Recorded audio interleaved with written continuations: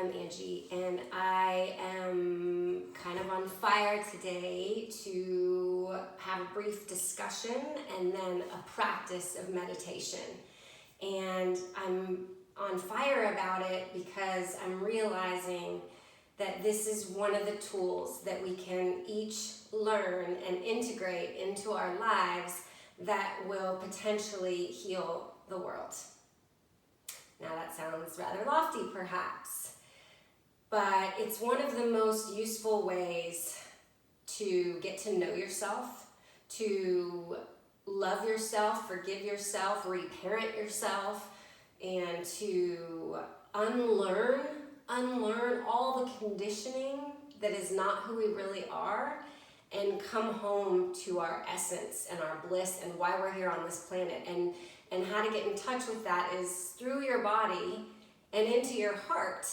And when you move from your heart space, when you listen to that, then you will automatically be in win-win-win situations. So it will be a win for you, and it will be a win for me, and it will be a win for the world. It will be no more competition or power over people. It will be a power from within, right? Meditation will empower you to be your own person. Meditation is not something you can do wrong. It's not something you do to achieve a certain goal or become a better human being, although that might be a result of it. It's a journey into yourself so that you can get to know yourself. And most of our culture is set up so that we don't ever do this, right?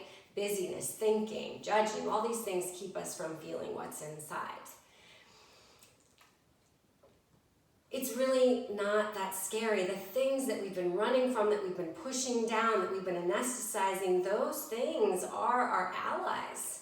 They are our greatest opportunities for growth. And so I want to demystify meditation, and I want to give you some reasonable goals that you can make internally and commit to, and just see what happens.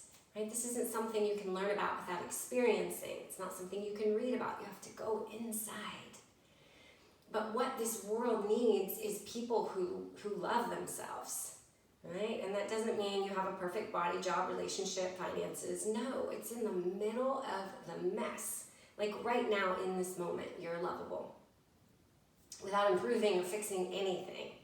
And it's that constant conditioning that we have to become someone, we have to improve, we have to fix, we have to figure out before we can experience what we want, which is peace and love and whatever else.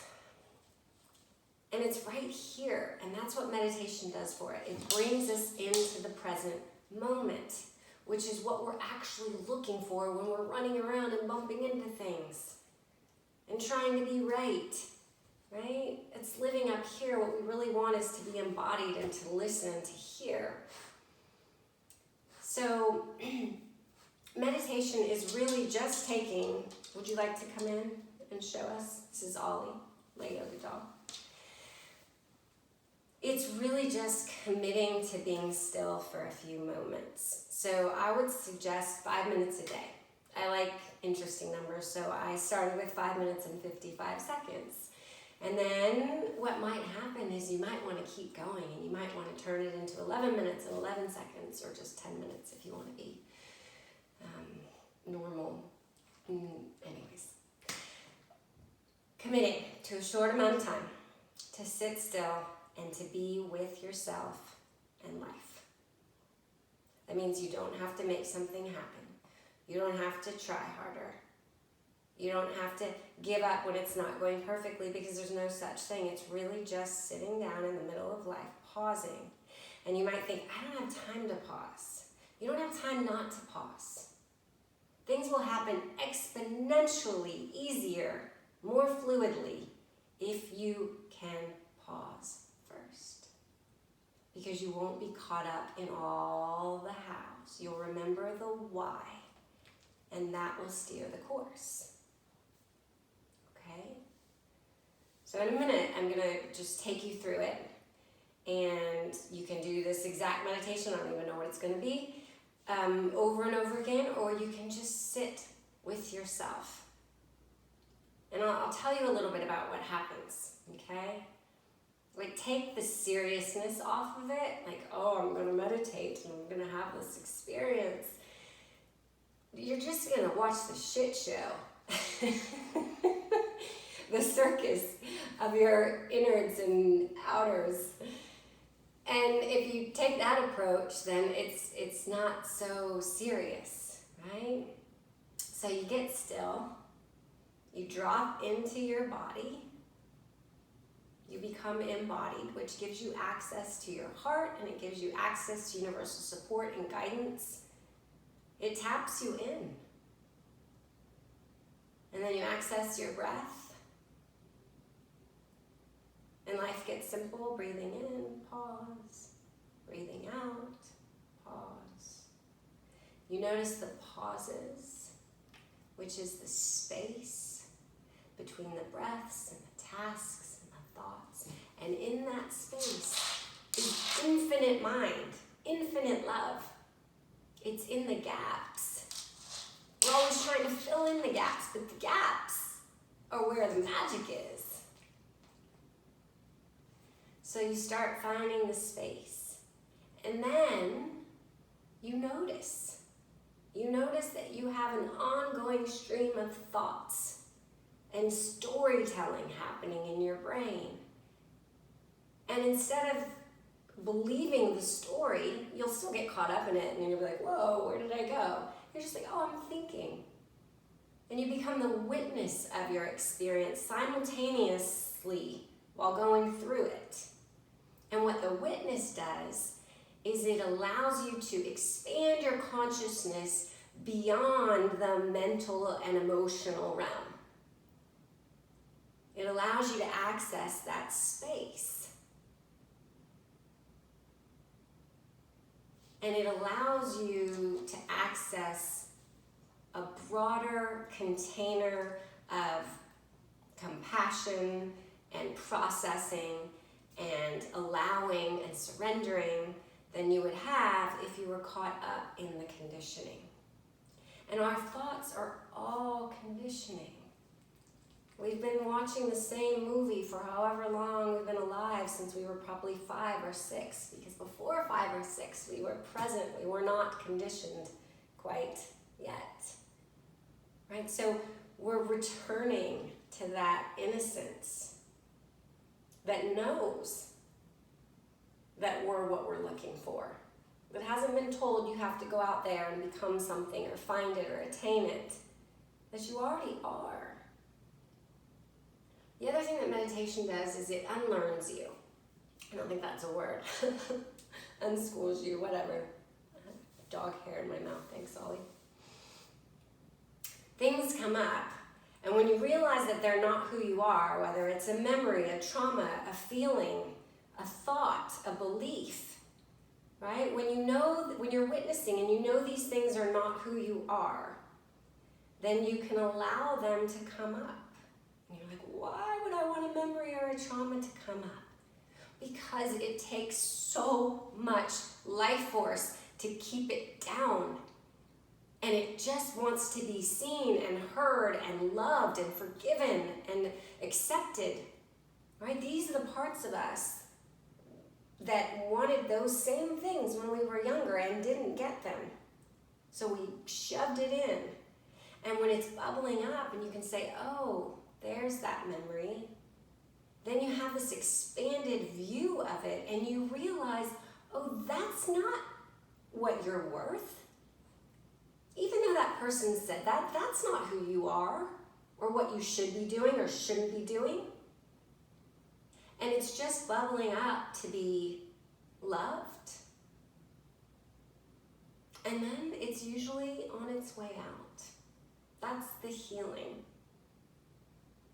Once something comes to light inside of you, then you have a choice. Whereas if it's not in your consciousness, if it's in your subconscious, then it's driving the car of your life, but you don't know it. It's like your 5-year-old self is literally driving the car. Right? But once that 5-year-old self can come up and be seen and loved, then you can take care of that version. And I was going to say drive the car, but I would even say allow the car to be driven. Because eventually, if we take our hands off the steering wheel of life, it might sound kind of irresponsible, but we'll realize that there's a flow of life that is carrying us, that is driving us, and we can allow ourselves to be taken apart and to evolve and to grow into the fullest expression of who we are. And when we're in our heart, we can ask, what makes me come alive? What brings me peace? And it's not going to be a selfish thing. On the contrary, it's going to be the most loving thing that you can contribute to the world. Being yourself, because we're all trying to be someone we thought we're supposed to be or someone else, and that's not why we came here. We each came here to be a unique expression of ourselves. So whatever you've been told is wrong with you is probably close to it. Whatever made you not fit in, right, probably houses your gifts in some way.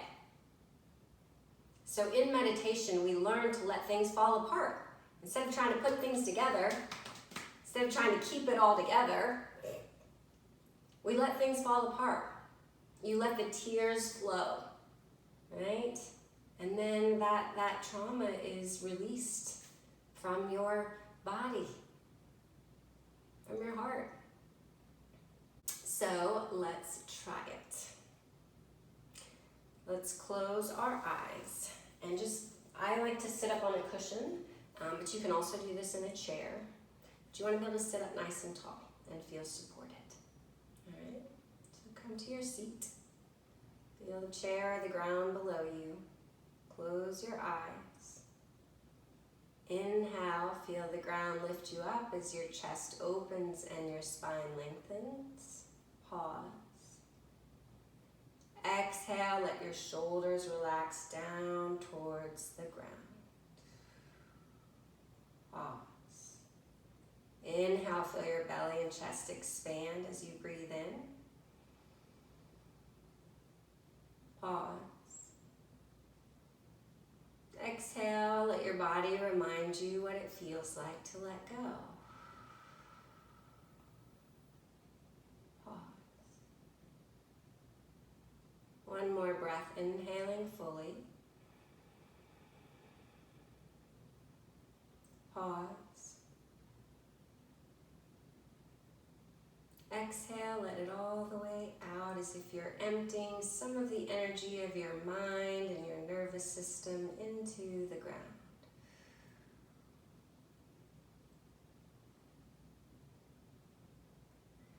Bring your attention to the palm of your left hand and just feel sensation in the palm of your left hand.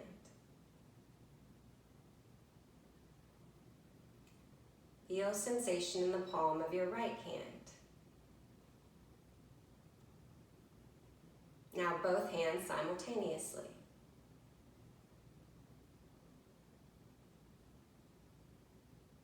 Feel sensation in your belly as you breathe.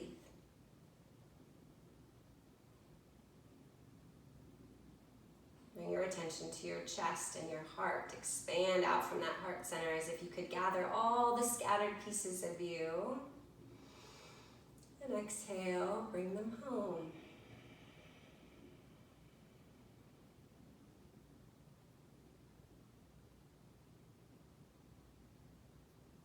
Take a moment and listen to whatever sounds you can hear. And you're not trying to make something happen. You're just noticing what and if is happening, and silence could be what you're noticing as well.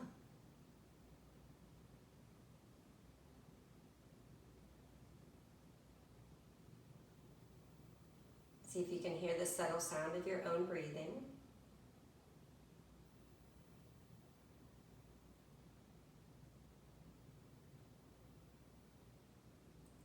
And as you have thoughts and preferences and feelings, just witness them. Okay, one of the taught ways is to say, oh, there's a thought. Oh, there's a feeling. Or you can name the feeling. Oh, there's shame. There's fear. There's excitement. And the thing about feelings is they don't have to make sense. They can be a whole paradoxical soup happening inside right now.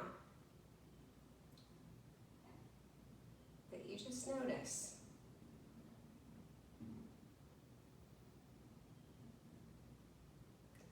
And then notice if there's physical sensation in your body. And you'll probably go to the place where it's the strongest sensation, which quite possibly might be a place of pain or tension. The mind would traditionally try to figure out how to fix it, but that's not what we're doing right now. We're just being with it. So you just go to that place and fall into it. Feel it.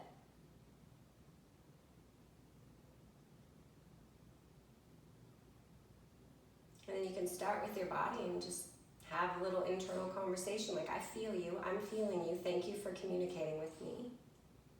You need some attention, or you can ask that part of your body, what do you need from me? What are you saying?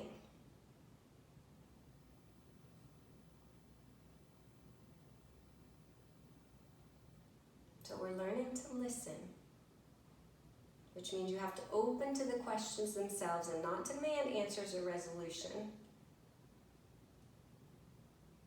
You're opening to receive.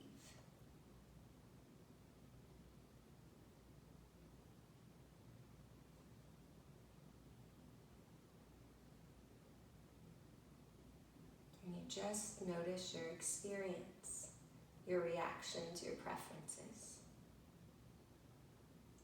And any breath, the inhale can bring you right here into this moment. And the exhale can empty.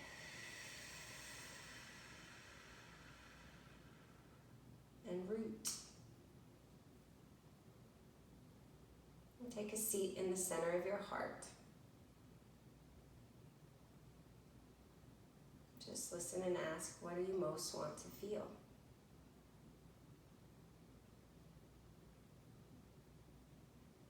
Because underneath all the things we're going after is a feeling. So why not just go to the feeling and ask your heart, what do you most want to feel?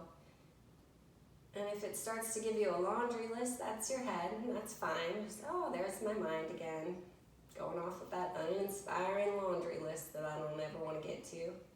The heart will not feel that way. It'll feel concise and simple.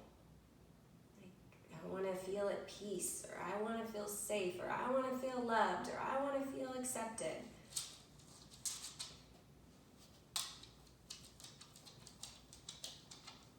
All he wants to feel like he has some space.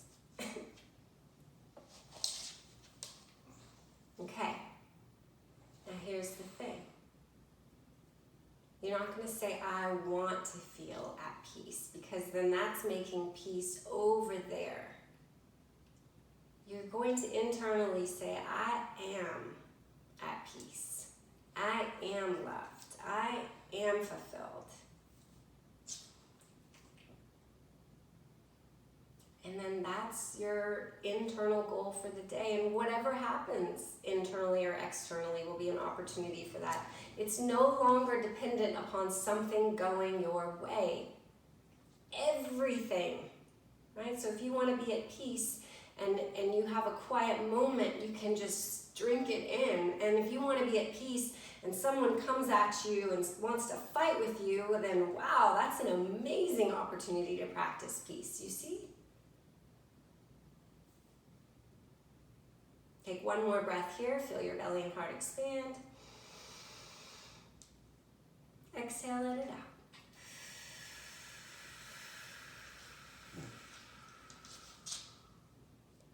Opening the eyes. So that's it. That's it. But it's not nothing, because you've already gotten to your why, which is why you do everything. But we forget about the why because we get caught up in our minds and what we think we should be doing, right? So you've already gotten to the heart of the matter today. That's huge. That's huge. And the longer you sit, the more will bubble up. And there's nothing that comes up that's unworthy of love. So you sit, you get still, you outweigh the fidgets, and you expand your capacity to be with yourself and life. And you access your heart, which will heal the world. All right. Namaste.